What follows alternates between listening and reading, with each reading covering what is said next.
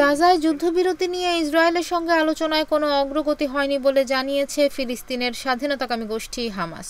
গোষ্ঠীটির অন্যতম নেতা ওসামা হামদান শনিবার ২৯ জুন লেবানন থেকে সাংবাদিকদের একথা জানিয়েছেন বলে আল জাজিরার প্রতিবেদনে বলা হয়েছে।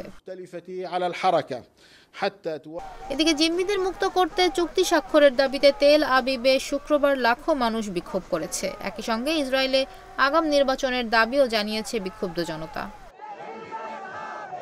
হামাস নেতা ওসামা হামদান বলেন, তারা গাজায় যুদ্ধ বন্ধে যে কোনো প্রস্তাব নিয়ে আলোচনায় বসতে প্রস্তুত, তবে মধ্যস্থতাকারীদের কাছ থেকে নতুন করে তারা কোনো প্রস্তাব পায়নি।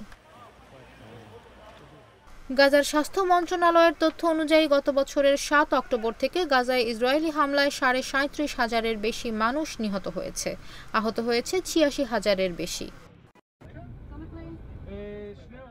এমন পরিস্থিতিতে যুক্তরাষ্ট্র সহ মধ্যপ্রাচ্যের বেশ কয়েকটি দেশ যুদ্ধবিরতি নিয়ে আলোচনা করলেও এখন পর্যন্ত কোনো পক্ষকেই রাজি করাতে পারেনি।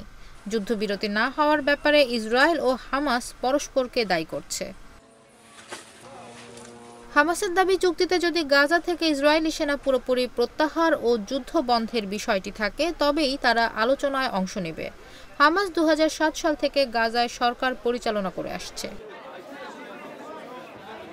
অন্যদিকে ইসরায়েল বলেছে তারা হামাসকে পুরোপুরি নির্মূল না করা পর্যন্ত যুদ্ধ বন্ধ করবে না।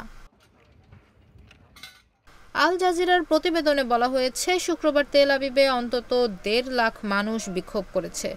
বিক্ষোভে তারা জিম্মিদের মুক্তি ও আগাম নির্বাচনের দাবি জানিয়েছে।